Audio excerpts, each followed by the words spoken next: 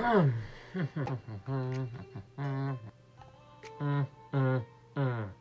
guess we're ready. Hey, what's going on YouTube? This video is probably a shorter one. Actually, can't guarantee that, but I think you'll find it interesting nonetheless. I've really wanted to do a video on human psychology because I think there are some interesting concepts that you might be interested in as well. I enjoy reading about human psychologies and I enjoy watching like short clips about human psychology because ultimately I think the way we think affects our actions, which in turn, the series of actions that we do decide to take ultimately affects the way we live our lives. If you're wondering why I'm not speaking so loud, I think my sister's asleep. Considering it's ridiculously early, 10 AM on a Sunday. I also wanted to add that I think humans in general underestimate how susceptible and sensitive we are to our psychology at any given moment in time. For example, if you look back at one period in your life and you think, why did you make that kind of bizarre decision that you think you'd never make now? You probably made that decision because you were affected by your own psychology. And I think that if we take the first steps to becoming aware about what is going on and why it's going on, I think it will benefit pretty much everyone. So in this video, I wanted to explain one particular concept called the spotlight effect. Now, the spotlight effect is a social psychology term that refers to the tendency that we have as humans to overestimate what others notice about us. So in other words, we imagine a constant spotlight on us at all times, hence the term. We imagine that people are constantly watching out for what we do and are there to highlight all our mistakes, and on the flip side, to notice all our accomplishments. For example, if you say something incorrect in a conversation, the spotlight effect can cause you to think that everyone noticed, when in reality, people may have noticed you said something wrong, but they probably didn't think much of it after the moment. Or for example, this happens to me all the time. I don't know whether it happens to you guys, yeah? But you know when everyone's collectively laughing, but you decide to laugh that extra bit longer? And then basically I punched him and he fell on the floor in it.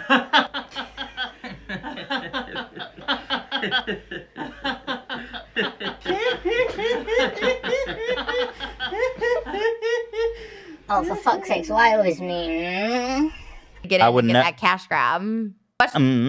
This perfectly ties into the idea that we see ourselves as the protagonists of our lives and that we walk around every day interacting with other supporting characters. Now, these characters have differing levels of importance, aka friends and family will have more importance than your local shopkeeper or waitress at the restaurant. The idea of a waitress seems like a myth right now in this pandemic. However, at the end of the day, these people are seen as side characters to the movie of your life. But I think the most interesting part about the spotlight effect is that, as well as ourselves, everyone else experiences this. Whilst you believe you're the character in your story, everyone else also believes they are the main characters of their story. So the question is now, Dirk, why do you want to speak about this? I wanted to speak about this to reflect on how the spotlight effect affects me personally. That's a mouthful. I'm interested to know whether this, if at all, affects you personally. This psychological effect exists on a day-to-day basis, but it's been on the forefront of my mind recently. I'm going to focus in on two particular scenarios that I think have really highlighted this effect for me. So for one is the pandemic. The pandemic has been a difficult time for everyone for a variety of reasons, and I wanted to talk about just that. In all of this madness that we're currently living through, we are all isolating from each other and we are maintaining our distance and therefore less connected to each other, at least physically, for some anyway. And with this physical distance away from our loved ones, it can sometimes lead to a dynamic where you have friction with them because of communication styles. And I've witnessed what I'd categorize as two main types of people when dealing with the scenario. I'll call person one the compensator. The compensator will be the person that compensates against the compensator will be the person that compensates against the compensator will be the person that compensates against the compensator will be the one that compensates against social distancing by being constantly in touch with their friends and family, whether that's to maintain their friendships or because they crave any form of interaction that they can get with their friends and family. And the second type of person is the recluse. This person has found a lot of comfort in their own space and has found some sort of balance and tranquility with solely their own company through this madness. It's important to know that I'm not making a binary classification of the responses to the pandemic, because I think it's more of a spectrum, but I think these are the two extreme sides of the spectrum, so therefore easy to compare. So now, how does this link back to the spotlight effect? So again, the spotlight effect is when you overestimate how much people notice about us, or to put it bluntly, how much people care about us. So again, you see yourself as the protagonist of the show, the star of your own movie. And because you are the protagonist, you can kind of fall into the idea that people should always want to check up on you, because you, as the star of your own movie, are suffering greatly in this pandemic. But because you have some friends or family that are of the second type, the recluse, you start to notice that they aren't checking up on you as you kind of expected them to. And then somewhere deep down, the small feeling starts to bubble that they just don't care about you. And then you're just going to whip out your phone, go on social media and... Wait a minute. My boy can record a Busset challenge, but he can't reply to me. Say nothing. Alright, say less. Always knew he was a snake anyway. On God, you should always keep a circle small.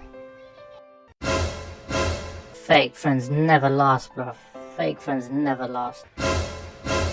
Never trust no one, fam. 100 emoji. But again, the probable reality is that just like you, they're suffering through their own problems. And because everyone is subject to the spotlight effect, they are sort of thinking the same things. For person 2, the recluse, their social battery is probably drained, but more importantly, it's not an indicator that they don't care about you anymore.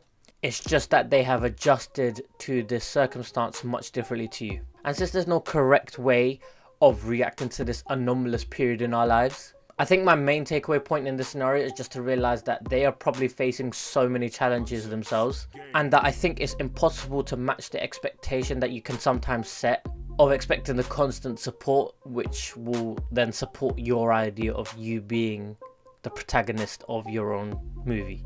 The second point I wanted to touch on in regards to the spotlight effect is that I think it can be a creativity blocker. My focus on this bit will be mainly around social media, because we are relying on social media to connect us to our friends and family, and the spotlight effect sort of affects the way we present ourselves online. Again, going back to the concept of thinking that everyone is watching your every move, by starting YouTube, I've been guilty of overthinking of what kind of content I want to produce, because certain ideas that I have may not necessarily fit my character. And the funny thing is that I know for a fact that if I were to be giving someone else advice in this situation where they are the YouTuber and I'm the audience, I would logically just think, yeah, you shouldn't care, bro, like just do whatever you feel is a good idea. But that's why psychology and the spotlight effect in particular is very powerful, because when you're in the situation, it's quite hard to shake off the effects of your psychology. For example, the baking video that I've done last week, I was really hesitant to try something out like that. But the reality, again, in hindsight, is that I was overestimating how much people care about this character that I've been maintaining and presenting online, but that I shouldn't block my creative journey purely because of what other people might think of me. Especially because I think a lot of people actually did like last week's video. And I also especially felt it when I did those small skits in the Should You Go to University the cons, which you should watch, by the way. I kind of almost avoided doing them because I've never acted, and I was wondering whether it would come across as like sort of cringe or forced.